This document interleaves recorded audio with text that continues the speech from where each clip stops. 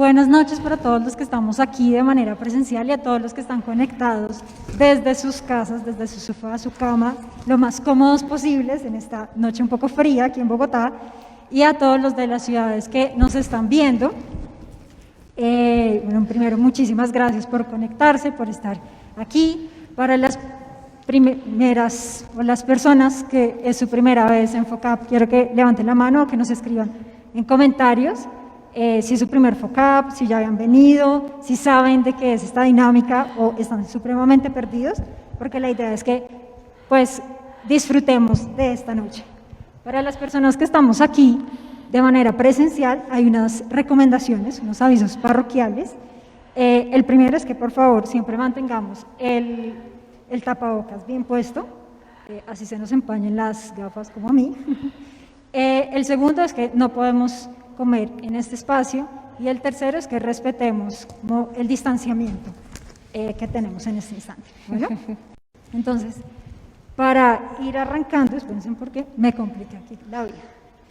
Entonces, bienvenidos formalmente a FOCAP Nights, Innovación Pública y GovTech.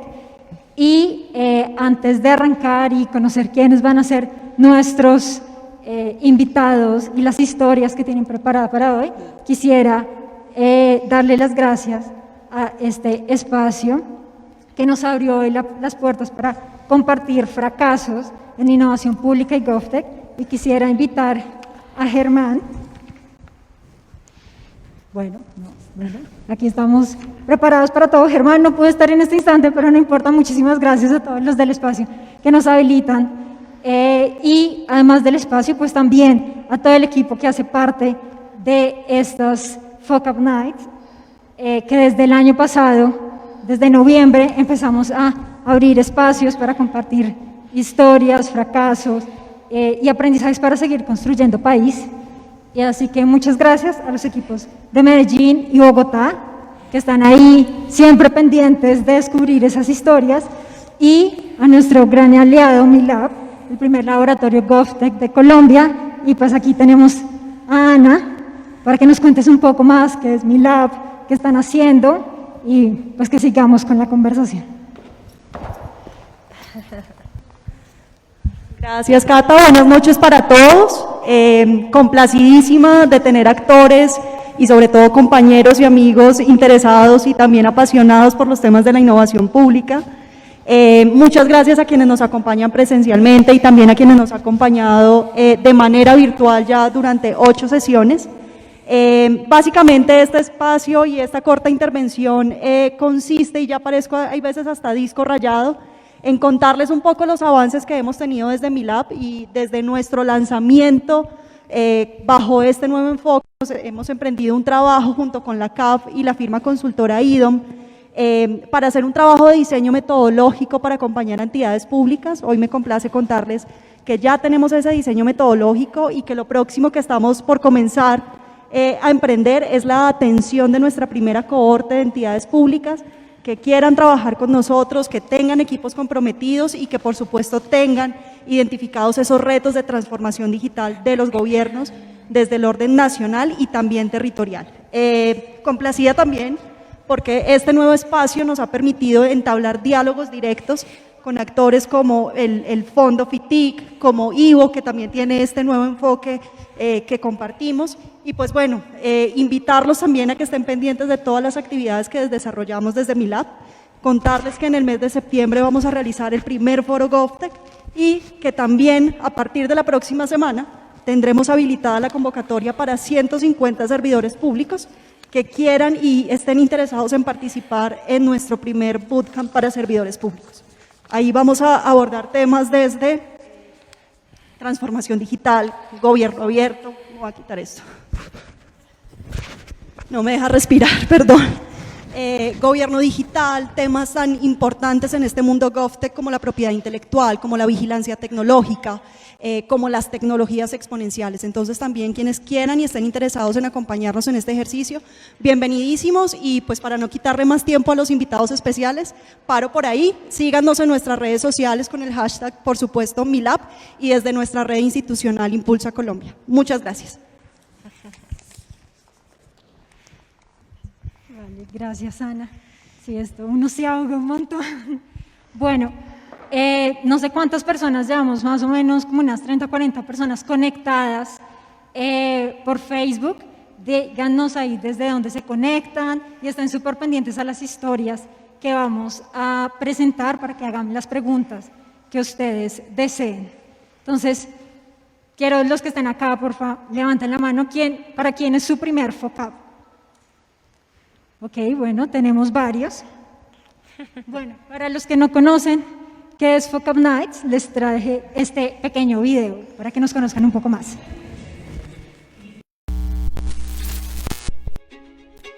Failure is everywhere. In business, communications, technology, politics, art. But we're constantly told that failure is wrong, that it's shameful. Nobody talks about it. Well, we do.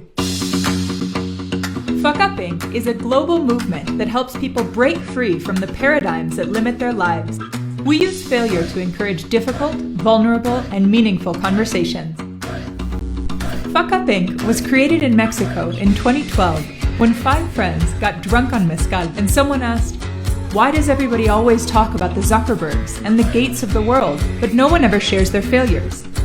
Since then, we've worked to share the failure through initiatives that challenge the status quo and transform failure into radical solutions that help people make better decisions.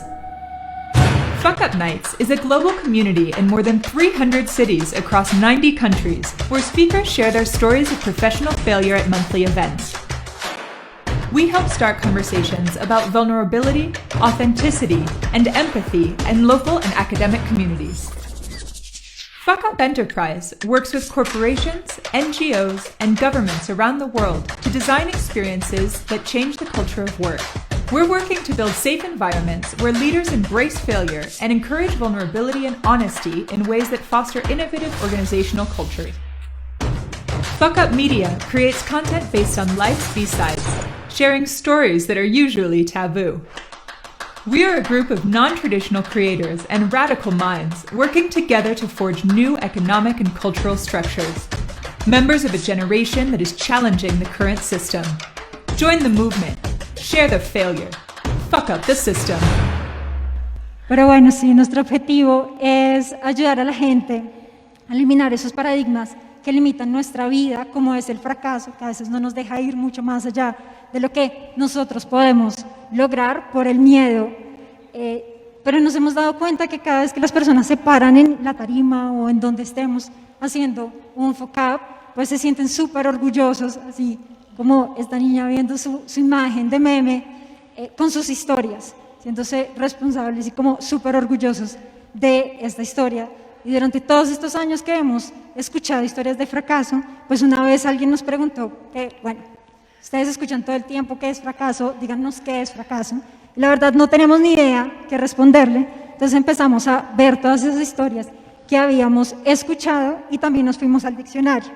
Pero en el diccionario como que no había nada bueno y toda la experiencia que nosotros habíamos captado en las historias era que el fracaso era bueno. Entonces resignificamos el fracaso porque nos dimos cuenta que el fracaso es universal. Todos cometemos fracasos desde que estamos chiquitos, solo que cuando somos pequeños pues es divertido y nos hacen memes y la familia se ríe, pero mientras vamos creciendo pues esa sensación ya no es tan divertida. Esa sensación empieza a generarse aquí en el estómago y se va creciendo, pero todos la hemos tenido. Pero también nos dimos cuenta que el fracaso es dinámico. Podemos ir perfectos como este niño en el carro, perfectos, un poco lento, pero iba bien. Y en cualquier momento, por una llamada o una mala decisión o cualquier cosa, pues podemos fracasar. Y también puede ser opuesto. Podemos estar en la inmunda, en la mala, y cualquier decisión o cualquier llamada o cualquier charla puede llevarnos a lograr lo que nosotros buscamos. Porque también nos dimos cuenta que el fracaso no son solo tomar malas decisiones, sino no tomar decisiones en el momento que es. Entonces, con todo esto hemos significado un poco el fracaso y por eso nos hemos dado cuenta que el fracaso lleva a la innovación y en este caso, en estas sesiones, nos lleva a la innovación pública. Porque como decimos en FOCAP, el fracaso duele, pero instruye. Y durante estas sesiones pues tratando de entender un poco cómo podemos explicar y cómo podemos entender a través de las experiencias el fracaso y cómo podemos aprovecharlo en nuestro trabajo en innovación pública. Pues estuvimos con el equipo del DNP en nuestra primera sesión por allá en noviembre, en donde nos mostraron y compartieron las 5 barreras para la innovación en Colombia, y sobre estas pues es mucho más fácil entender cómo podemos embarrarla en el trabajo. Entonces, quiero darles la bienvenida para que ya no me escuchen más, no se aburren de mi voz, sino que empecemos a escuchar las historias que tienen nuestros invitados. Para los que nunca han asistido, los que es la primera vez que nos ven por Facebook, les voy a contar cómo es la dinámica de una FOCAP Nights. Nuestros 3 invitados tienen 7 minutos y 10 diapositivas para compartir su historia. Después de estos 7 minutos, hay unos minutos de preguntas. Entonces, mientras ustedes los van escuchando, los que están acá pueden ir anotando sus preguntas para hacerla después, y los que están en sus casas pueden escribir sus preguntas en los comentarios de Facebook. ¿Listo? Entonces, vamos a arrancar con... Espérense, mi logística de la mano no funciona. Pues vamos a arrancar con nuestra primera speaker. Ella es Carolina Durán, profesional y especialista en economía de la Universidad de Barcelona y de la Universidad de los Andes, con máster en Relaciones Internacionales y Administración Pública de Columbia University y estudios sobre cambio social en Stanford University. Tiene más de 20 años de experiencia en el sector público y privado. Bienvenida, Carolina. Muchas gracias. Bueno, pues mil gracias por esta invitación. Hace rato quería venir a conversar sobre las cagadas que uno hace en la vida. Y la verdad, soy secretaria de Desarrollo Económico, madre de mellizos, y créanme que en estos más de 20 años de trabajo la he cagado un montón. Y todos los días aprendo. Soy hoy en día mamá de unos mellos de 9 años, que yo creo que es realmente donde más aprendo. Cada vez que les decía, porque hablamos mucho preparando esta conferencia de que venía Foco, me decía, mami, no digas groserías. Me regañaban porque claramente no podíamos utilizar el término y ellos mismos no lo entienden. Y hoy mi hija me dice, ¿y de qué vas a hablar? Le digo, de las veces, las embarradas que he cometido. Me dice, ¿y tú las has embarrado, mami? Le digo, mami, no sabes cuánto. Y me dice, hoy la embarré en matemáticas y soy buena. Y yo les digo, soy secretaria de Desarrollo Económico y soy muy buena en lo que hago, pero no me exime siempre de equivocarme.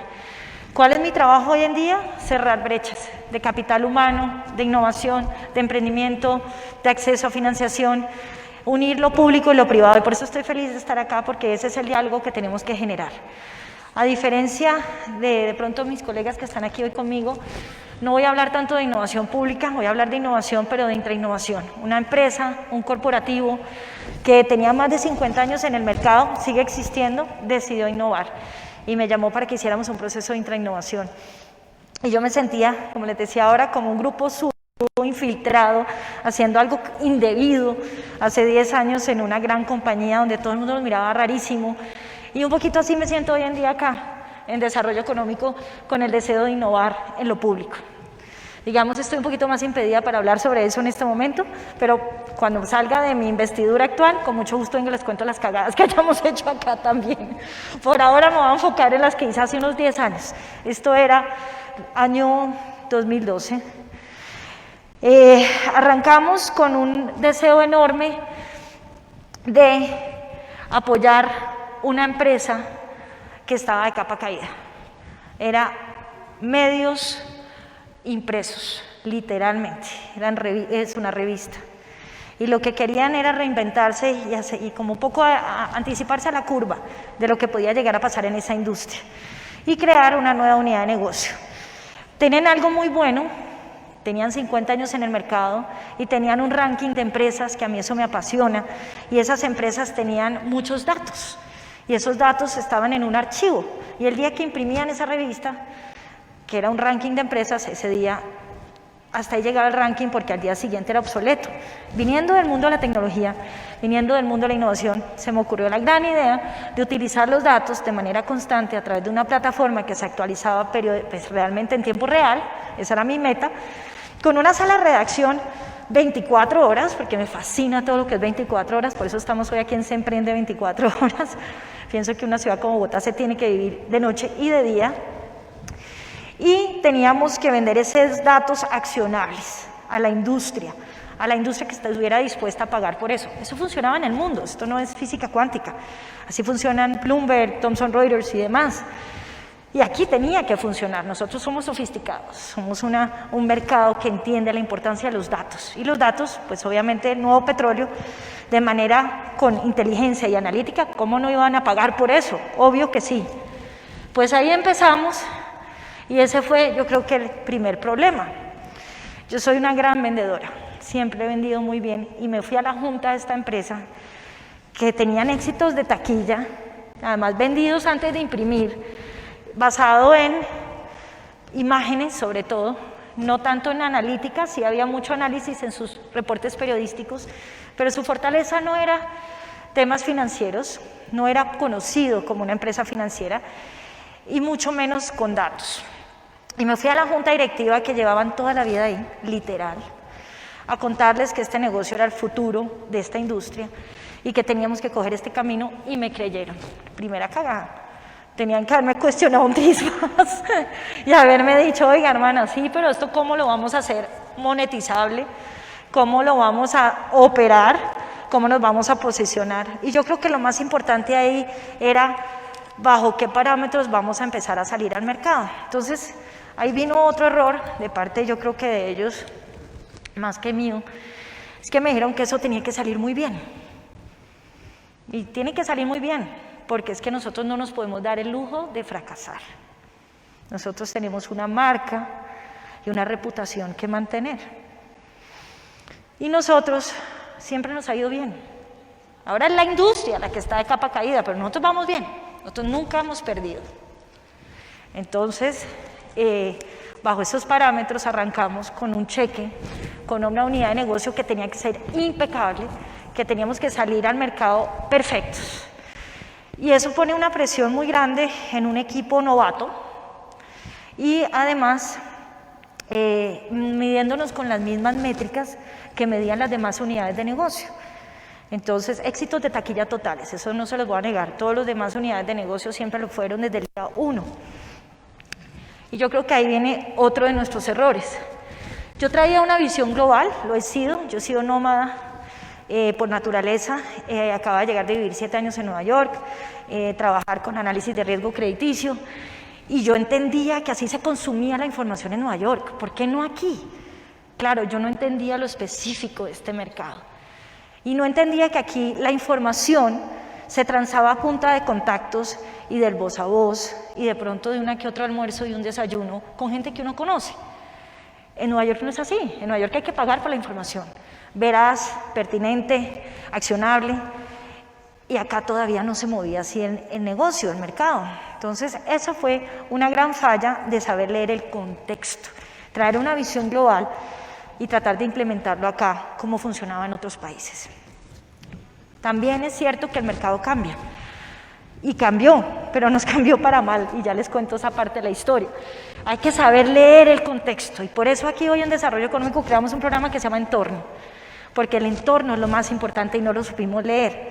Pero más allá de eso, cuando uno está metido en una empresa que tiene ya una reputación que cuidar y una junta directiva estable, ellos también a su vez tienen mucho que perder. Entonces, el no arriesgarse, por ejemplo, en este caso con una marca blanca, habernos dejado salirnos y no medirnos con esa misma vara y decir, vaya y embárrela, tenga unos pesitos, no muchos, unos cuantos pesitos, embárrela y ven a nos cuenta si esa vaina sí funciona o no, hubiera sido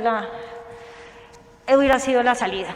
En ese caso, nosotros por demostrarle a la Junta, que era la misma Junta de toda la vida, debíamos haber tenido un sounding board nuevo, joven, alguien que nos dijera, vea, por este lado, no lo hicimos. Nos demoramos 18 meses en salir al mercado. 18 meses. De esto lo primero que aprendí es, quiébrese rápido y quiébrese barato y ojalá con plata de otros. Ese sí fue el caso, pero era rápido y barato, y no fue barato, y no fue rápido. 18 meses porque tenían que hacer el mejor producto del mundo. Y en ese ir y venir de cosas, el contexto global cambió. Nosotros decidimos que esos datos tenían que ser vendibles en unas industrias dispuestos a pagar por ellas, como la minoenergética, los utilities, energía, claramente era donde queríamos entrar, y el barril de petróleo en ese momento estaba altísimo, pues se nos volteó a menos de $60 de la noche a la mañana. Y esto terminó siendo un servicio suntuorio. Literalmente, nos demoramos 18 meses creando un producto espectacular. No tengo aquí la maqueta, pero el día que lo vean es de las cosas más lindas que yo he hecho en mi vida junto con mis mellizos. Divino, en inglés y en español perfecto, con un equipo de trabajo bellísimo porque eran en esa época, eso de científicos de datos era imposible de conseguir en Colombia. Nos tocó traernos analistas de bancos que a ganar un tercio de lo que ganaban en un banco, pero que, y me voy a quitar esto porque está la ventana abierta, pero que pasaron a apostarle a un emprendimiento. Y a su vez, esta gran empresa, súper consolidada, que por su reputación la gente trabajaba realmente con salarios bastante bajitos, decidieron de la noche a la mañana empezar a pagar la unidad de negocio más cara que habían pagado en su historia. Me acuerdo perfecto que nos costaba 60 millones de pesos mensuales esta unidad de negocio, nunca se me va a olvidar. Y eso era para ellos algo inaudito. Para un banquero de inversión, pues obviamente estaban haciendo aquí un voluntariado. Ese era el tipo de gente con la que yo tenía que trabajar, 15 personas que sabían de energía, de minas, que sabían de análisis de datos, que venían de bancos, metiéndole la ficha. Y otro error grandísimo, no podíamos hablar con nadie. El ecosistema de emprendimiento e innovación de esta ciudad y de este país estaba booming, o sea, literal teníamos aceleradoras, incubadoras, fondos de inversión y con nadie podíamos hablar, porque esto era top secret, porque es que además nos robaban la idea. Entonces ahí empieza uno ese diálogo de entender por qué era tan importante salir con algo pequeño, inclusive en papel hubiéramos podido salir primero para probar el mercado y no lo hicimos. Entonces, la primera lección definitivamente fue todo en su debido momento. Tenemos que ser rápidos, tenemos que ser ágiles, tenemos que ser ligeros. Cuando se nos volteó el mercado, teníamos en ese momento ya 18 meses de trabajo. Adivinen cuánto tiempo duró el producto en el mercado, en venta. 18 meses preparándolo. Y cuando salimos al mercado, ¿cuánto duré en el mercado? Una cifra, cualquiera. Otra. Un mes. 18 meses preparando un producto que estuvo en el mercado. Un mes. Tuvimos clientes, increíble. Un francés, uy no, interesadísimo en la compra de Isagen. Fue maravilloso. Yo, ese primer cliente, mejor dicho, además, pues casi que le regalo la suscripción con tal de demostrar que sí se podía. Era por suscripción, por cierto. Y me llama la junta otra vez y me dice: no, Carolina, esto es increíble, o sea, nosotros siempre hemos salido vendiendo millones el primer día. Entonces tú tienes 90 días para dar punto de equilibrio. ¿Quién de ustedes es emprendedor de los que está aquí? ¿Quién da punto de equilibrio en 90 días? O sea, nada. O sea, esta empresa se había dado lujo con una serie de marcas que yo creo que es única en el mundo, pero eso no se repite. 90 días. Y le dije, no, ¿sabe qué? Vamos a hacer algo. Vamos a coger esos 90 días y deme esos 90 días para vender el negocio. Para lo que ustedes invirtieron en mí, yo se los voy a recuperar. Y yo voy a ser la última que apague la luz y me vaya. Todos los que tengo aquí, las 15 personas que yo saqué de otros bancos y demás, los voy a dejar bien ubicados, porque es mi deber moral. Y me dijeron, listo, listo. O sea, ¿cómo no me dejan probar un rato más, iterar, cambiar? No, me dijeron, listo. Tiene 90 días para vender el negocio. No 90 días para ver cómo lo logramos, 90 días para venderlo.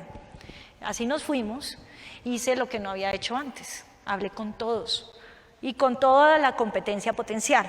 Los Bloomberg, los Thomson Reuters, y nos compraron parte de la información, parte de la plataforma. El nombre hace parte de un ticker de Bloomberg hoy en día.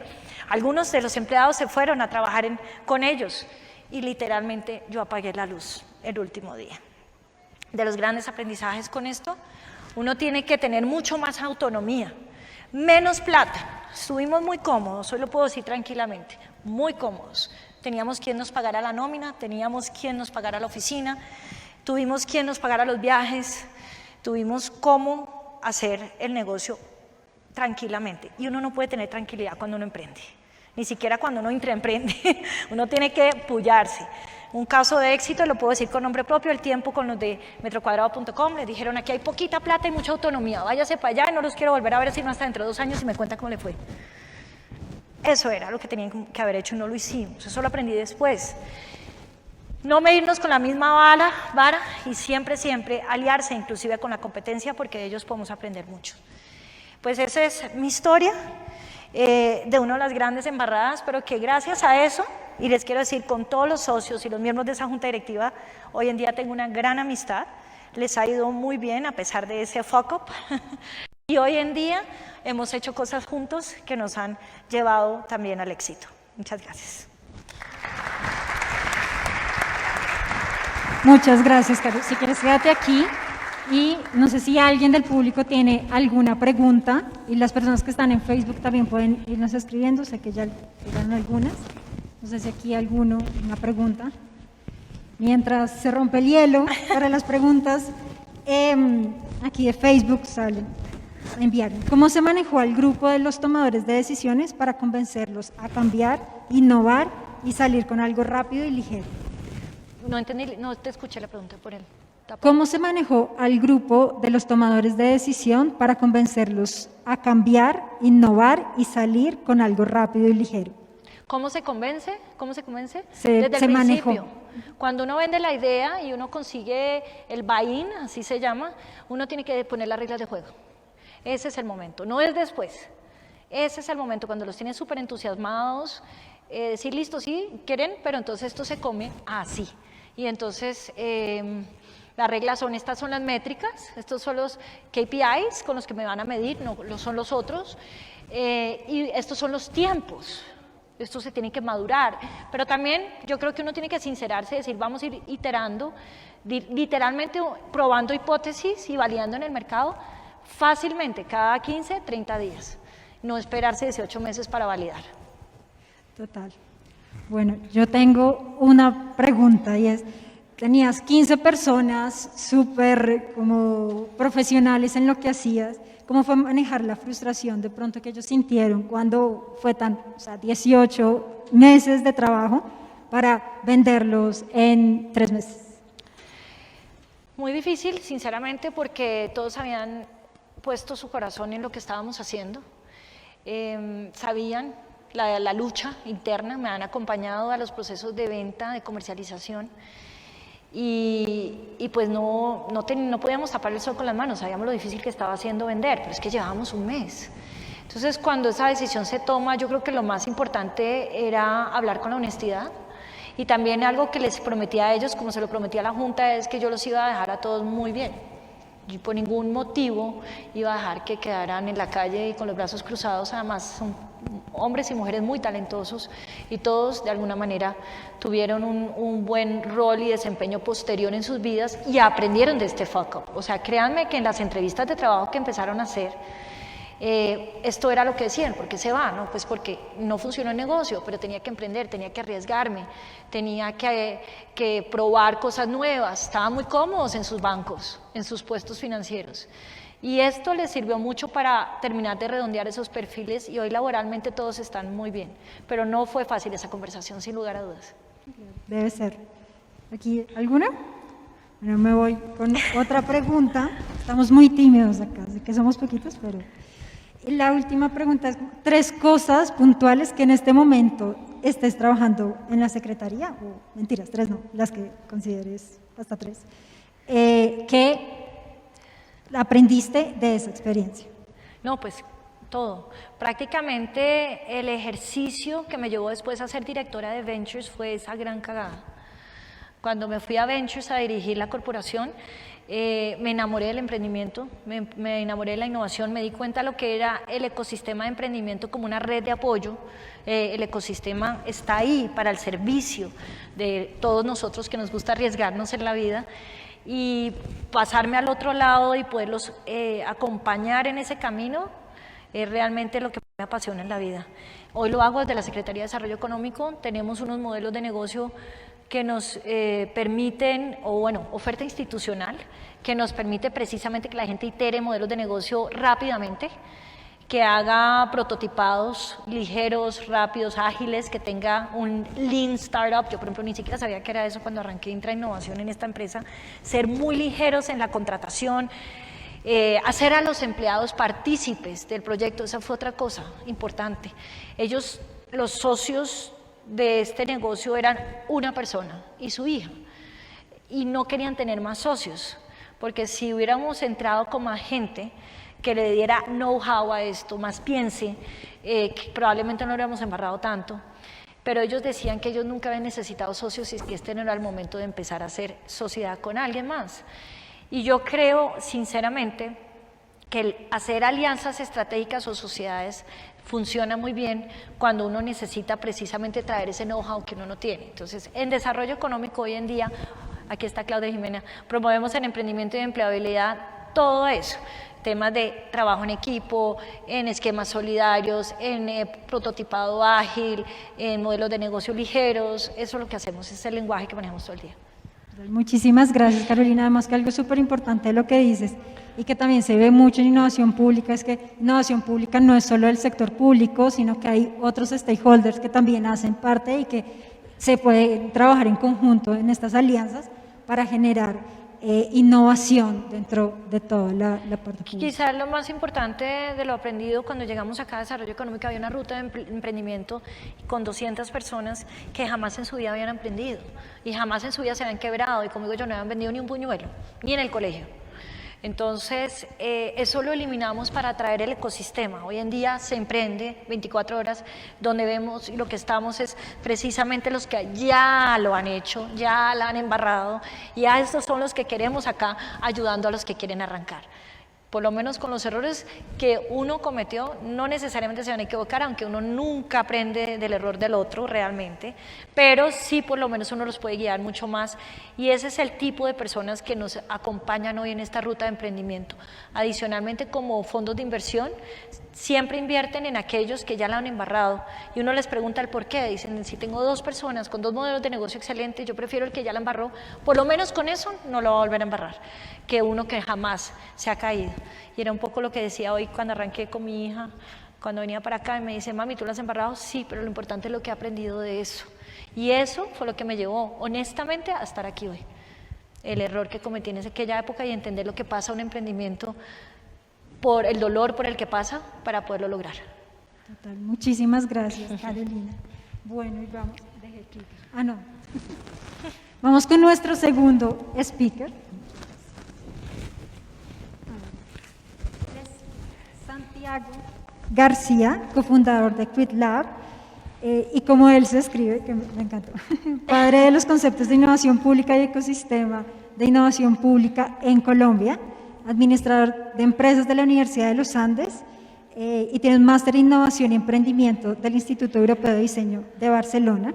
En su experiencia se ha dedicado a diseñar servicios y productos digitales para la generación de valor público en entidades públicas y privadas. Bienvenido, Santiago.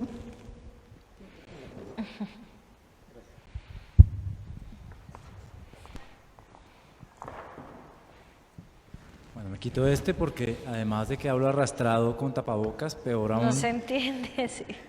Entonces, bueno,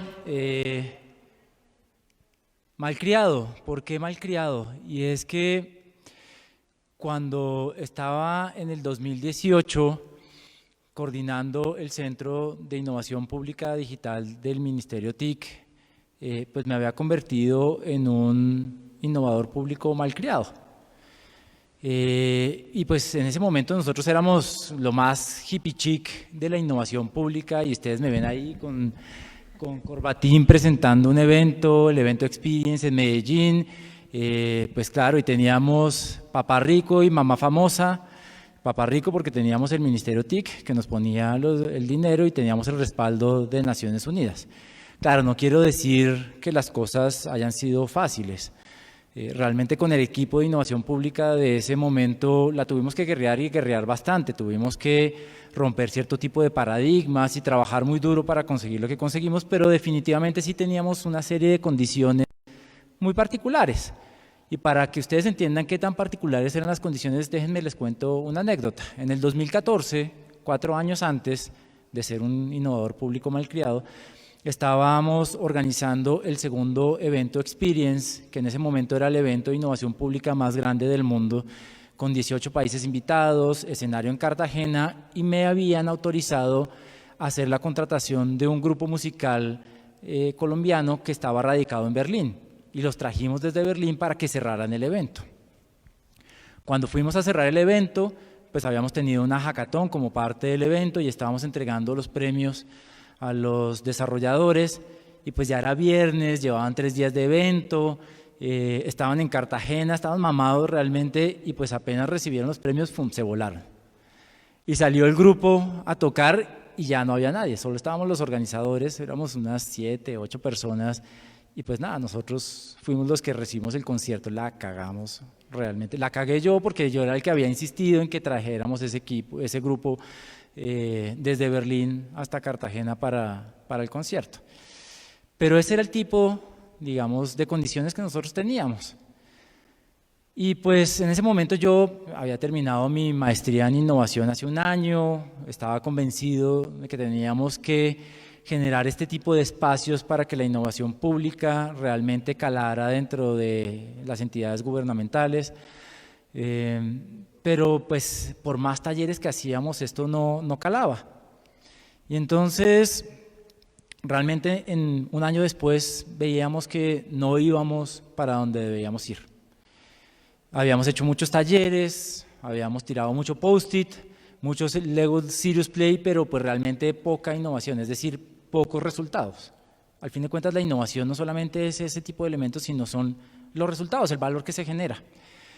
Y más o menos por esa época me llamó la viceministra de ese entonces y me dijo: Santiago, bueno, ¿qué va a hacer usted si el Centro de Innovación tiene éxito?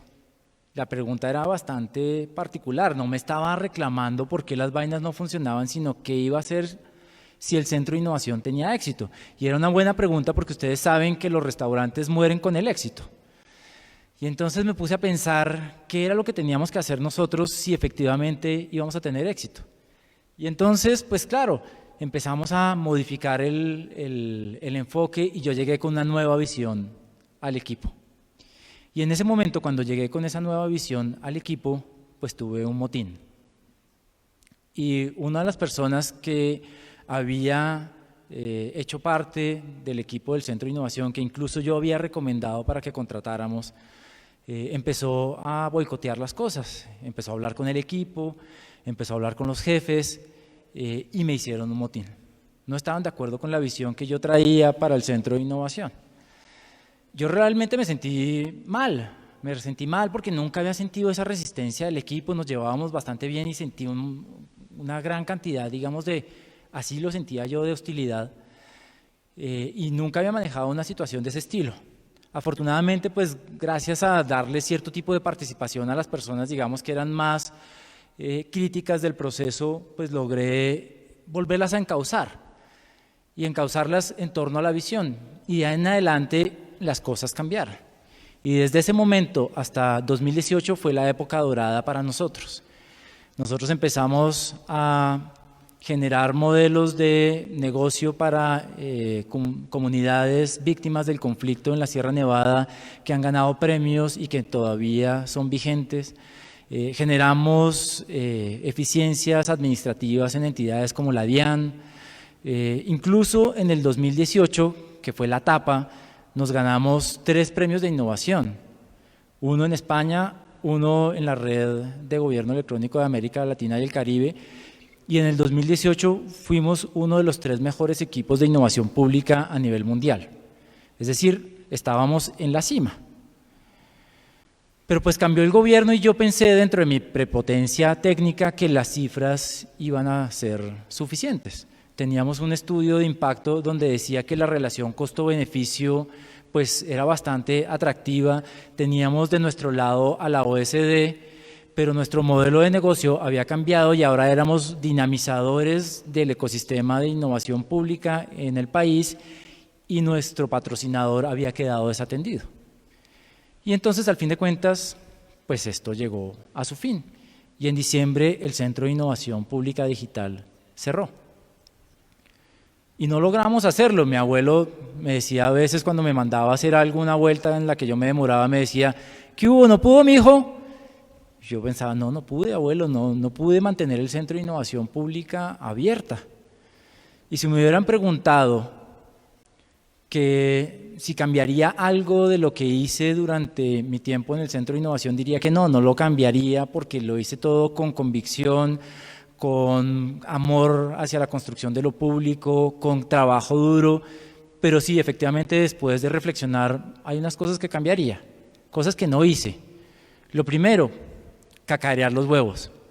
Yo no soy bueno cacareando los huevos, no soy bueno en los términos políticos y me demoré mucho mostrando los resultados que estábamos nosotros encontrando. Segundo, el tema de institucionalizar las unidades de innovación a nivel público. Yo no hice esa tarea, me parecía hartísima el tema de tener que meterme con la burocracia e institucionalizar el Centro de Innovación Pública Digital, nunca lo hice.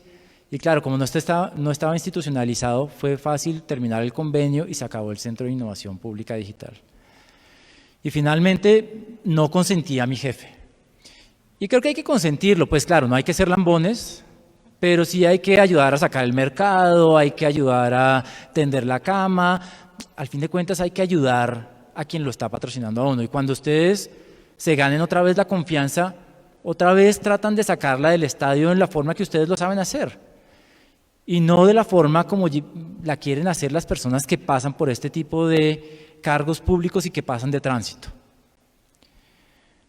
En algún momento Catalina me preguntó, bueno, ¿y qué elemento de lo que aprendiste en el Centro de Innovación estás aplicando ahora? ¿Qué te trajiste de ese momento?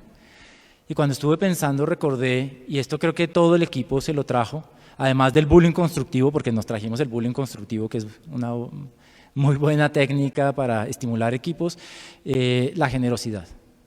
En el Centro de Innovación nosotros aprendimos a entregar, a dar, a participar, a hacerlo de forma desinteresada. Y ahora en mi empresa, en QuizLab, lo hacemos de esa forma. Participamos, si nos invitan, vamos, si nos piden que ayudemos en un taller, ayudamos, entregamos. Porque al fin de cuentas en la innovación pública lo que queremos es construir valor público. Y así estamos haciéndolo, entregando, y eso seguro se regresa. Por lo tanto, pues eso es lo que quería compartir con ustedes el día de hoy y les deseo toda la energía y la mayor de las suertes en todos sus experimentos y sus emprendimientos. Vale, muchísimas gracias, Santiago. Si quieres, quédate ahí para las preguntas del público. Este público está muy... dale. ¿Sí? En innovación, ¿esto está apagado? No, en innovación pública, por ejemplo, ahorita una de las cosas que hicimos el año pasado en pandemia fue pilotear. La palabra piloto me fascina a raíz de mi cagada. Entonces, piloticos chiquitos y rápidos de 23 programas que hoy estamos creciendo. Y el único que no hemos piloteado es uno que salió al mercado, que no puedo decir el nombre, pero estoy cagada del susto, porque no hubo piloto. No hubo cómo probar previamente eso. Y es un montón de plata, 50.000 millones de pesos. Cuando todos los piloticos los hacíamos con 1.000, 2.000 millones y los probamos en el mercado. Yo no sé si tú porque luego sigues tú con tu laboratorio de innovación y en ese momento cerrarlo para luego volverlo a abrir. ¿Correcto? ¿Qué hiciste tú hoy en día de lo que aprendiste ahí, de ese momento de cierre, y luego ver que alguien más llegó y lo pudo abrir? ¿Cómo lo ves tú? ¿Cómo ves, o sea, mirando ya desde la barrera, cómo ves tú que puedes aplicar ese posterior revivir de algo que tú ya habías dejado como un legado y sin lugar a dudas el caer es parte de volver a empezar en lo que estás haciendo hoy en día? O sea, cómo el poder ver que alguien pudo después continuar con ese legado y cómo lo aplicas a tu vida hoy. Pues gracias por la pregunta. Lo primero es que fue duro ver que después de 10 meses más o menos empezó a revivir el Centro de Innovación, de una forma distinta, pero ok, vale, era una forma muy cercana a la que nosotros teníamos en la cabeza, pero más adelante cambia de visión y eso es duro pues para mí fue duro ver como que, oiga, todo lo que se había construido, ¿por qué no se capitaliza? Claro, cada uno tiene sus propios procesos y eso fue lo primero, digamos que es duro, pero hay que aprender que efectivamente cada uno tiene sus propios procesos. Acabamos de terminar un acompañamiento en la localidad de Suba ya con la empresa y entregamos un modelo ya sabiendo que efectivamente cada uno tiene sus propios procesos y entregamos eso sabiendo que iba a cambiar y que efectivamente el cambio responde a las condiciones del mercado de ese momento. Porque me decía la persona con la que trabajamos en la localidad de Suba, me dijo, oye, sí, pero cambiamos. Y yo, fantástico, si ustedes ya le encontraron el uso a lo que nosotros dejamos y es un uso distinto para el cual nosotros habíamos contemplado, fantástico, sigan por ese camino porque quiere decir que están generando valor. Entonces, muy bien que encuentren otro camino y creo que ese es uno de los elementos y es poder encontrar que efectivamente esos otros caminos, así no sean el que uno diseñó, si tienen el potencial de generar valor, hay que dejarlos fluir. Gracias. Gracias, Santi. Bueno, Facebook sí están con varias preguntas, entonces aquí tengo una. ¿Qué consejo darías, según tu experiencia, cuando no existen condiciones tan privilegiadas como las que tú tuviste en la creación del Centro de Innovación? ¿Cuándo qué? Perdón.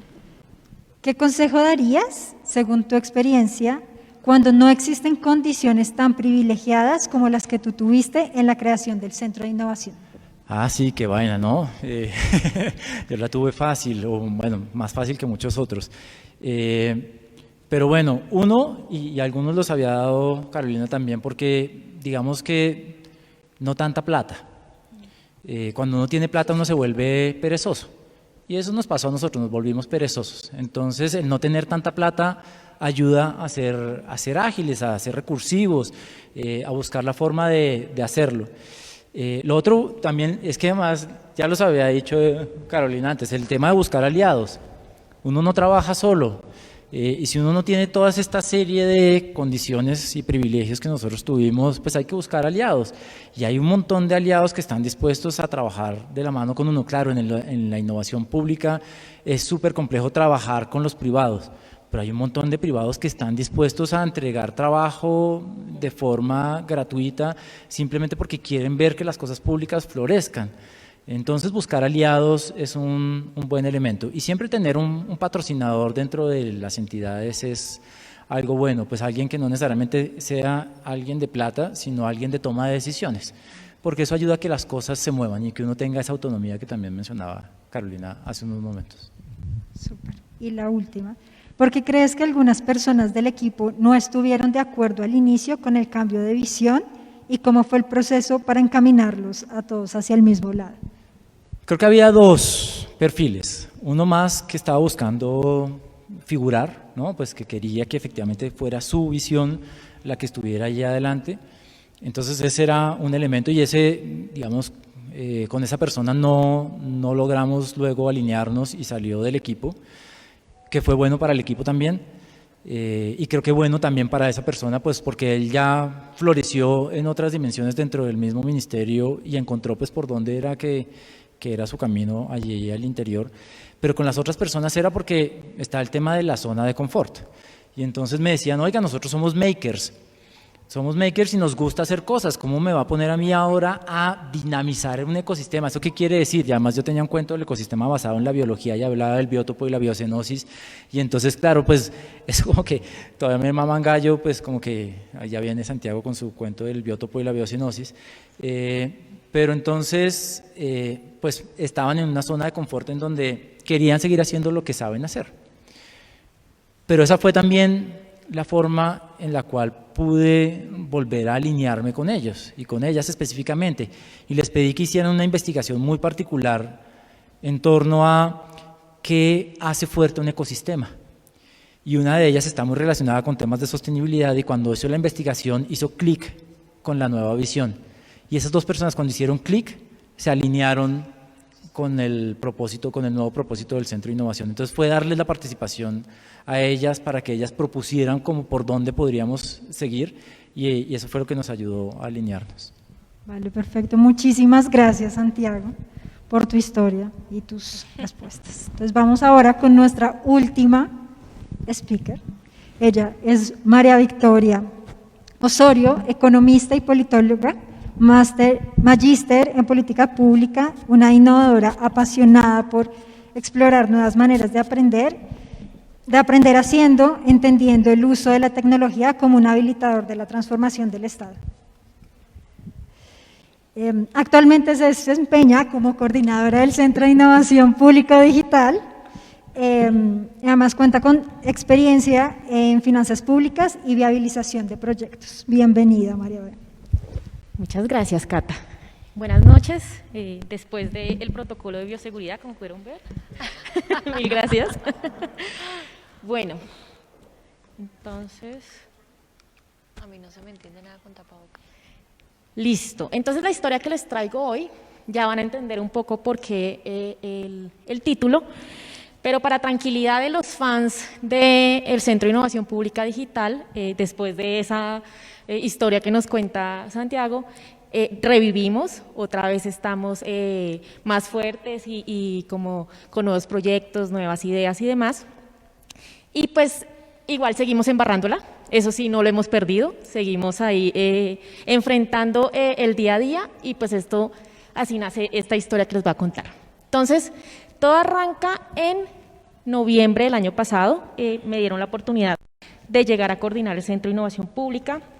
Yo estaba muy emocionada, yo venía a trabajar en otro equipo de innovación y yo ya había oído cosas del Centro de Innovación, entonces me emocionaba mucho como continuar ese legado del que nos hablaba Santiago y me parecía una maravillosa experiencia, entonces pues estaba muy, muy emocionada. Efectivamente llegué y había mucho trabajo. Para los que hemos trabajado en el sector público y sobre todo en entidades que ejecutan recursos, diciembre suele ser, perdón que sí se ahoga uno mal, diciembre suele ser un mes bastante complicado, de muchos cierres, de mucha información, de muchos reportes y demás.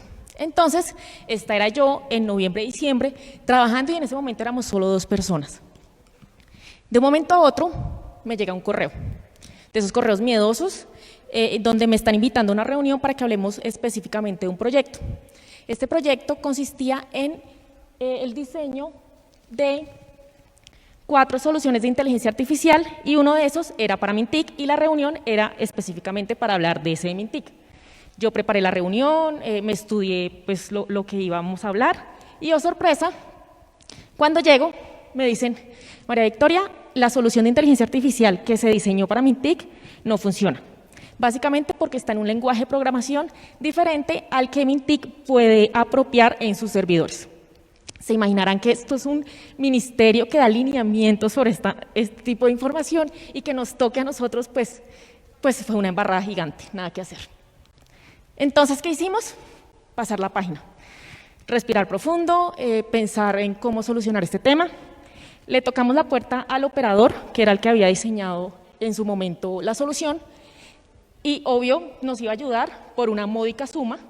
El recurso lo teníamos, el tema era que pasar por todo un proceso de contratación en este punto, pues ya era muy engorroso. Entonces lo que decidimos fue, pues listo, miremos a ver qué hacemos. Buscamos a la persona que trabajó todo el 2020 en este tema dentro de Mintic y, oh sorpresa, le cancelaron el contrato, pues ya no se lo iban a renovar y entonces la persona ya no iba a estar con nosotros. Entonces, ¿qué hicimos? Pues el Centro de Innovación ya estaba más fortalecido, ya teníamos más personas. Lo que hicimos fue contratar a una persona específicamente para que apoyara este tipo de temas, empezar a buscar toda la información, porque obviamente no fue fácil. Uno siempre habla que la gestión de la información es importante y eso, pero cuando le pasan este tipo de cosas, se da cuenta que no necesariamente la tiene toda. Entonces, ¿qué aprendí? Y creo que va a ser como para el resto de la vida, así como dice Carolina, no nos vamos con estos aprendizajes. Entonces, primero, el lenguaje de programación importa. ¿Y por qué se los digo? Cada vez es más común que los retos públicos se resuelvan con tecnología. Y a veces arrancamos y vamos como desarrollando y demás, y oh sorpresa, cuando ya se van a empalmar las cosas, pues no hay ese match. Entonces, es importante que el lenguaje de programación que se utiliza sea el adecuado. Segundo, no podemos trabajar como silos. En esta solución de inteligencia artificial éramos 3 grupos y cada uno estaba por su lado. Importante articularse, que siempre esté como este orquestador que esté siempre dando como línea para que todos estemos súper articulados y no pasen este tipo de embarradas. Tercero, es importante contar con recursos para mantenimiento y sostenibilidad. Con los productos mínimos viables lo que suele pasar es que los desarrollamos, los tenemos súper chéveres, pero no gestionamos recursos para mantenimiento. Y después, cuando uno ya va a ver, pues si no hay plata, no funciona. Y cuarto, gestionar el conocimiento. Es muy, muy importante gestionar el conocimiento, porque si no, pues se va la persona y quedan las soluciones a medias. Y listo. Vale, muchísimas gracias, María B. Aquí. Entonces, ¿alguna pregunta del público? ¿No? Bueno, listo. Mientras llegan las preguntas de Facebook, me encantaría que nos compartieras un poco cómo viviste tú esa reunión en donde te dijeron como esto no está funcionando y que de alguna forma cómo te llegó este baldado de agua, cómo lo viviste, cómo lo sentiste y cómo lo trabajaste con la otra persona con la que estabas, que eran 2 en el equipo. Aquí un tema que creo que es muy común en las entidades públicas es ese pimponeo que se le dice, en el que no, yo no sé, yo no soy. ¿Eres tú? No, tú, no, y resulta que ninguno es responsable. Y el traslado por competencias, maravilloso. Y sí, no es mi competencia. Traslado. Yo lo usaba una vez desde que estoy aquí y de verdad lo usé y fui feliz. Pero o sea, la apropiación es muy importante. Claro, y cuando entonces no está este doliente y este orquestador del que les hablaba, pues llego yo, tenía menos de un mes tal vez de estar liderando el equipo y es su responsabilidad. Y fue como, momento, pero si somos todo un equipo, no, es su responsabilidad porque desde su dirección salió el contrato. Entonces sí se siente mucha frustración, como mucho por dónde empiezo este tema. Y aquí yo creo que es muy importante contar con el apoyo de los líderes y las cabezas de las entidades. En mi caso, yo conté con esa fortuna y en general los líderes de Mintic estuvieron muy atentos y muy pendientes que se podía hacer. Entonces esa frustración baja un poquito, como que se comparte, como ya somos más los que estamos viviendo este tema. Y pues bueno, ¿qué queda? Trabajarle, y en la medida que empezamos a revisar la información y a consultar, hablar con el contratista que se fue, hablar con el operador y demás, pues ya cuando uno tiene más información, pues creo que puede gestionar mejor el riesgo y pues nada, sacar las cosas adelante. No trabajar en silos, parte de lo que nos pasó a nosotros también fue eso, trabajamos muy como una unidad subversiva, como decía, al interior, que nadie sabía ni qué hacíamos. Pero también cómo hacemos en el sector público para poder retener, mantener y cuidar ese talento, que necesitamos que no se vaya porque tiene la memoria histórica, lo que está pasando, lo que te pasó con tu programador que se fue, si los contratos por principio cumplen con la anualidad. Entonces, si bien le va, en diciembre se van, todos los diciembres, y no sabemos si en enero lo renuevan, y si hay cambio de gobierno, peor. Entonces, ¿cómo hacemos para lograr la apropiación institucional en procesos de innovación pública? Porque en lo privado uno más o menos les mantiene el contrato hasta que se fue, o se acabó el negocio, lo sacaste del estadio, pero en lo público, ¿cómo lo logras? Yo creo que, bueno, lo que decía, gestión del conocimiento, sí nos suena como ladrilludo y como sí, hay que gestionar el conocimiento y realmente uno no sabe eso cómo se come, pero mantener la documentación al día dar como esa milla extra en temas de documentación, de no solo quedarnos en, sí, aquí está el acta, sino tratar de dejar mucha más información, ayuda mucho. Que los que somos contratistas tenemos el tema de que se acabó el contrato, podemos seguir o puede que no, y es una realidad en el sector público. Va a pasar, claramente, pero yo creo que también el éxito de esto es que hagamos equipos de trabajo. En este caso, era una persona de una oficina que sabía todo, que fue el que estuvo. Las otras personas participaron en las reuniones, estuvieron atentos, sí, pero el que realmente hizo la instalación de esta solución de inteligencia artificial era esta persona. Muy seguramente si hubiera sido todo un equipo, incluso de mi dirección, de la dirección de TI y demás, pues se va esta persona. Sí, y es una pérdida para la entidad que se vaya con el conocimiento, pero hay más personas que están ahí como de back y como que puedan apoyar el tema. Pero si, además de que cada uno está por su lado y dejamos a una sola persona en cabeza de todo un proceso, pues yo creo que es muy complicado y si es contratista, pues pueden pasar este tipo de cosas. Vale, listo. ¿Cómo se puede evaluar el impacto en innovación pública? ¿Cómo se puede quitar? Evaluar ¿Evaluar? el impacto en innovación pública. Bueno, ese tema lo hemos hablado con Santiago y cómo evaluar los impactos. Muchas veces nos hemos quedado en evaluar gestión, lo que decía Santiago. ¿Cuántos post-its pusimos en la diapositiva? ¿Cuántas reuniones hicimos? Y está bien porque igual hay que mostrar gestión, hay que consentir al jefe con estos datos, en palabras de Santiago, pero evaluar primero resultados y luego impacto tiene su reto como lo tiene cualquier otro proyecto. Es así. Pero muy de la mano con la respuesta que da Carolina hace un rato, hay que tener métricas y hay que tener indicadores claros desde el comienzo de los proyectos. Nos hemos quedado en contar número de sesiones, pero realmente las capacidades de innovación están quedando en los servidores públicos. Realmente por pasar por un proceso de innovación tenemos un cambio, así sea pequeñito, de chip, de cómo nos enfrentamos a un reto. Yo muchas veces en las charlas que doy, porque de una la gente piensa tecnología, sí, tecnología es lo innovador y a eso es que hay que apostarle, y realmente lo innovador no es la tecnología. Muchas cosas incluso ya están hechas, solo es apropiarlas. Lo innovador es cómo nos enfrentamos a un reto. ¿Qué es eso diferente que vamos a hacer? Entonces, yo creo que si además pensamos en medirlo desde el comienzo, pues nos van a salir datos mucho más certeros. Hay muchas metodologías de cómo medir resultados, impacto. De hecho, queremos hacer una para catalizadores de la innovación, que es uno de los programas más antiguos que tiene el Centro de Innovación.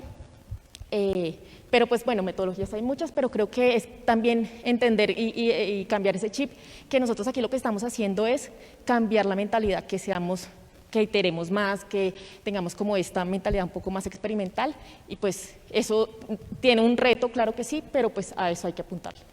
Claro, total. Vale, muchísimas gracias, María. Voy a robarte esto acá. Muchas gracias y muchas gracias a los tres por compartirnos sus historias, sus fracasos y sus aprendizajes, y pues que han pasado por los FOCAP, que siempre eso es como lo que nos hace falta. Entonces creo que tips nunca sobran en esta parte.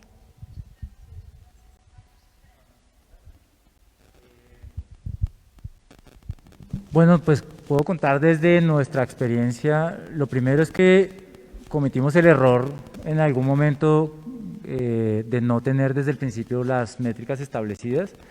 Entonces definitivamente ese es un factor determinante, porque cuando quisimos hacer la evaluación de impacto, claro, nos tocó hacer un cierto tipo de arqueología para saber cuál era la situación anterior. Afortunadamente contamos con una buena empresa que vino con un método, pues diseñaron el método para poderlo aplicar al Centro de Innovación. Y para ser muy concreto, ellos utilizaron por un lado el marco lógico y por otro lado utilizaron la teoría del cambio para evaluar el impacto del Centro de Innovación Pública Digital en el 2018 frente a los diferentes programas que se habían establecido. De forma tal que con esas dos metodologías, si las hubiésemos utilizado desde el principio, tendríamos muy claras cuáles eran los logros que deberíamos haber tenido, y luego al volver a hacer la evaluación, pues podríamos haber hecho, digamos, ese contraste. En este caso nos tocó hacer un poco de arqueología para poder luego completar el insumo.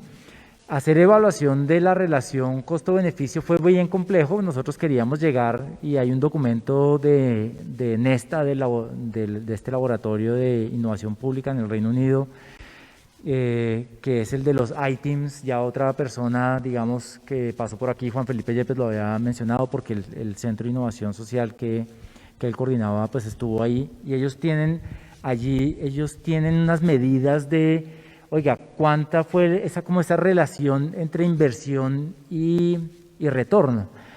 Entonces, nosotros queríamos llegar hasta allá, pero no teníamos la información suficiente para poderlo lograr. En algunos proyectos específicos se puede hacer, en otros es mucho más complejo, como por ejemplo en los de formación. Cómo tener esa relación costo-beneficio con alguien que le estás cambiando la mentalidad es bien complejo. Pero al fin de cuentas, con esas dos metodologías a nosotros nos fue bien en un proceso de evaluación de impacto. Mira, medir innovación es sin lugar a dudas un reto global. Precisamente ahorita hacemos parte, Colombia hace parte del Consejo Global de Innovación de Entidades Innovadoras, de hecho, tenemos silla por primera vez ahí en ese consejo y lo primero que queremos hacer es entender la definición de innovación y segundo, cómo medirlo. Hay un montón de rankings y hay unos marcos conceptuales y teóricos para medirlo, tanto en lo privado como en lo público. Y en ningún lado nos estamos poniendo de acuerdo y hay que tener como eso muy unificado para saber también quién lo está haciendo bien, quién lo está haciendo mal y cómo aprendemos de las mejores prácticas, sobre todo. En el caso pues de mi experiencia en el sector privado, pues me estaban midiendo a punta de ventas, que claramente no era, porque lo que estábamos era probando un modelo de negocio para tratar de salir con un spin-off en una industria que estaba de capa caída. Entonces, pues ventas no era sin lugar a dudas, teníamos que verlo desde un proceso de transformación, para mí claramente la transformación de los datos a inteligencia accionable, sobre la cual, por ejemplo, se podrían generar negocios. Detrás de eso, por ejemplo, estaba la venta de Isagen y efectivamente se terminó vendiendo Isagen, no con este sistema, porque finalmente no lo usaron para eso, pero eso hubiera sido una gran métrica, entender que realmente pudiera servir, agregar valor en una industria, en un sector naciente, que pudiéramos demostrar que sí se genera valor con la inteligencia de datos, por decirlo de alguna manera. Y eso no estaba en la ecuación en ese momento, el valor social que eso generaba también. La democratización del acceso a la generación de negocios, porque al final de cuentas se quedaba en las manos de pocos que se enteran de cómo se hacen los negocios y un francés que fue el único que nos compró la solución o la suscripción, que estaba tratando de entrar a Colombia. La única forma que tenía de entender el mercado colombiano era con esa información, porque él no era player en el mercado. Entonces, ¿cómo usamos los datos para democratizar el acceso a nuevos jugadores en este tipo de negocios? Eso, por ejemplo, hubiera sido una métrica interesante. Cómo diversificamos el pool de oferentes en la puja de Isagen, por ejemplo. Eso hubiera sido una métrica linda. Ahora, claro, la junta directiva, que lo que quería era la plata en el bolsillo, ¿eso cómo se monetiza? ¿No? Ya trayéndolo a lo público, eso ya no es el problema, porque aquí no tenemos ni buscar el retorno a la inversión ni la monetización. Yo busco mucho en eficiencias, ¿no? Por cada peso que pongo, ¿qué retorno tengo? Y yo lo mido por empleo, generación de empleo, claramente es mi reto, sin lugar a dudas, y ojalá formal.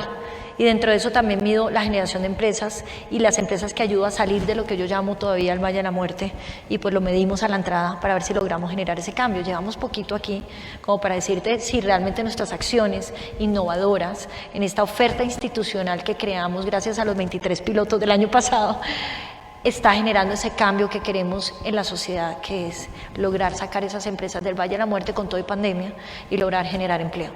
Pero claramente a mí me siguen midiendo por gasto, que lo llaman en este momento lo siguen llamando en ejecución. Para mí es gastar plata a la lata y yo pues me aterro, ¿no? Porque realmente no se mide el impacto. ¿Qué queremos hacer? Traer el Banco Mundial, el BID y demás que nos ayuden precisamente a ver ese impacto, cómo se mide ya en transformación de sociedad. Una vez más, la innovación al servicio de resolver los grandes problemas de la humanidad, así lo mediría yo. Genial, muchas gracias. Todo un elemento adicional y es el tema de la temporalidad, y es que medirlo justo cuando uno termina la intervención pues no es factible. Sí, exacto. Entonces, lo que pasa es que el gerente público tiene afán, porque entonces está la vigencia fiscal, está el cambio de periodo, está etcétera, etcétera. No, entonces los votos, hay que decirlo. Sí, entonces necesito los votos ya. Sí. Entonces, y no hay paciencia. Y nosotros lo que estamos viendo es que, por ejemplo, que salió en la diapositiva Macana, que nosotros ayudamos a construir ese modelo de negocio, pues el año pasado se ganó un premio y todavía está funcionando, pero eso es después de 4 años de haber implementado el proyecto. Y hasta ahora es cuando estamos viendo los resultados. Entonces, la falta de paciencia, y es una falta de paciencia estructural, pues es muy compleja de manejar también en el sector público.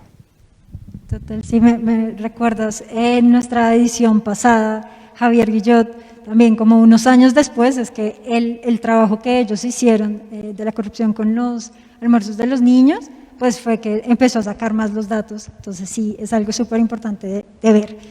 En las historias vimos mucho sobre alianzas y sobre como que no tener tanto dinero, sino ser como tener lo justo para sacar más creatividad en lo que estamos haciendo. Entonces, no sé si nos puedan dar como un consejo o dos, tanto a emprendedores como a funcionarios públicos que quieran trabajar en conjunto para solucionar algún reto público, para ver cómo se pueden los emprendedores acercar para trabajar en conjunto y los funcionarios públicos abrirse también un poco a los emprendedores, porque pues yo aparte no soy del sector público, obviamente, pero siempre hay como esa creencia, y lo vemos mucho en la barrera para la innovación pública, de no, yo mejor no trabajo con estos, entonces no sé qué consejo puedan ofrecerles. Bueno, un consejo, y es algo que he vivido mucho este año, es tener paciencia. Generar alianzas suena muy inspirador y es realmente muy importante, hay que hacerlo, sí. Pero sobre todo con el sector público hay mucha norma, hay mucha ley, hay mucho tema jurídico que nos habilita muchas cosas, pero también tiene puede llegar a ser como ese pero al momento de querer hacer estas alianzas. Nosotros acabamos de pasar por un proceso de varios meses para hacer un memorando de entendimiento, y esto agota a los equipos y es difícil todos los días además estar hablando de lo mismo y estar esperando que por fin se logre esa alianza para ahí sí poder ejecutar. Entonces, como muchas cosas importantes en la vida, hay que tener paciencia, pero eso no significa que no los vamos a hacer. Entonces hay muchas convocatorias, hay tocar puertas, yo en todas partes dejo mi correo, escríbanme. Muchas veces la gente por pena porque creen que uno no va a leer el correo o lo que sea, no toca la puerta de las entidades públicas, y la verdad muchas entidades públicas solo estamos esperando que el emprendedor toque la puerta y nos diga qué es lo que necesita. Nosotros necesitamos saber nuestro usuario qué es lo que está necesitando, y pues esa es la mejor manera. Entonces, paciencia y pues ser perseverante y tocar puertas que eventualmente pues esa articulación se puede dar. Pues de mi parte, desde el punto de vista del sector público, nosotros lo que tratamos fue de evitar los convenios, de tratar de evitar los memorandos de entendimiento porque toman demasiado tiempo.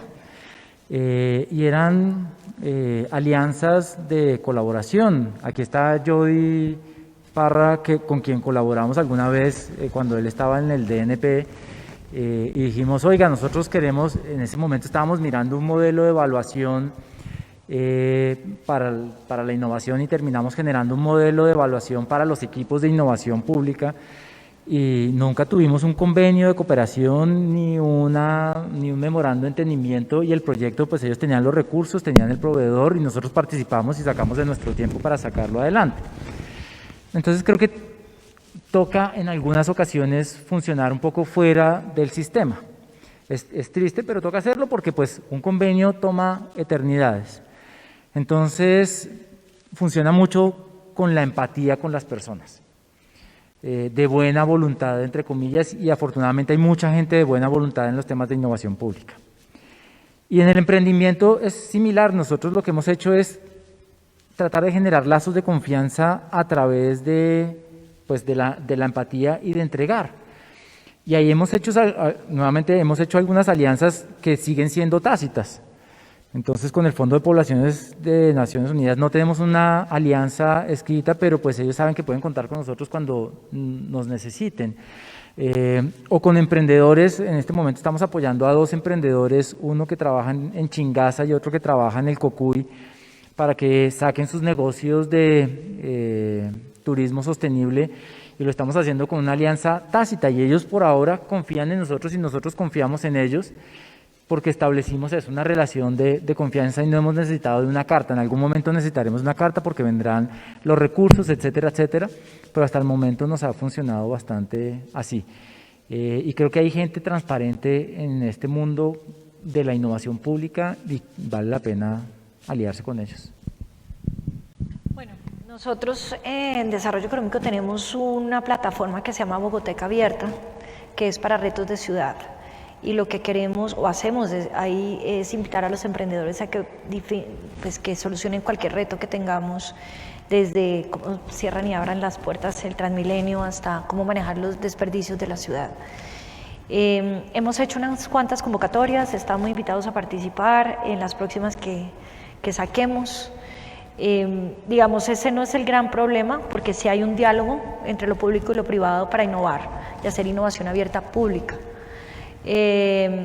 Y para eso también hay entidades, y debo decir como Connect, voy a hacer la cuña, que son entidades que hacen innovación abierta para empresas privadas, como la que yo estuve haciendo intrainnovación. Yo creo que hubiera sido mucho mejor hacer un ejercicio de innovación abierta, liderado desde adentro, pero y convocar a emprendedores que nos ayudaran a pensar ese reto, reinventar esa industria conjuntamente, que seguramente nos hubiera ido mucho mejor y seguramente hubiera sido más barato, sin lugar a dudas.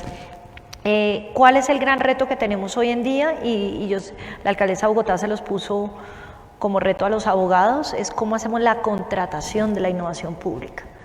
Una vez se soluciona el reto, ¿cómo hacemos para contratar la solución e implementarla en el Transmilenio, en Corabastos? Y ahí viene un tema muy complicado netamente legal, de temas de hechos cumplidos y demás, que te cuento que es bien complejo. Entonces, a pesar de las demoras de los memorandos de entendimiento y demás, yo firmo miles todos los días, MOUs con todo el mundo, porque es la única forma que hemos podido implementar la innovación abierta pública. Entonces, los 4 retos que hemos hecho mientras yo estaba acá, 5 de hecho, han sido o se han podido implementar medianamente gracias a esos aliados como el PNUD, como la FAO, que nos permiten a través de ellos hacer esa adquisición de innovación pública para el servicio a la ciudad, porque nosotros jamás podríamos, por lo mismo que les digo, hechos cumplidos y después uno hace un proceso licitatorio en función de la innovación que generó esta persona y se lo termina ganando otro, mejor dicho, un desastre. Y eso no está inventado todavía. Vale, muchísimas gracias.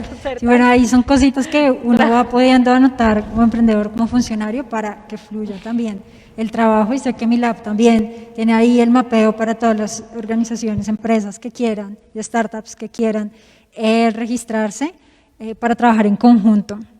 Entonces, pues ya para ir cerrando, muchísimas gracias Carolina, Santiago y María Victoria por compartir sus historias, por estar aquí en esta noche fría, que tengo mucho frío, y a ustedes que están aquí también se tomaron el tiempo para venir aquí a la Plaza de los Artesanos, a Se Emprende. Sí, muchas gracias, de verdad. Y a compartir y escuchar estas historias, y a las personas que nos están viendo en Facebook, en el calor de su hogar.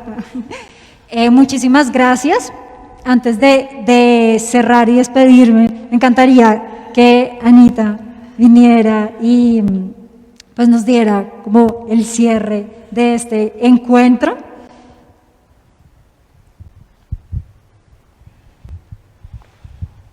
Pues muchísimas gracias a los 3, de verdad, de corazón, un gusto escucharlos.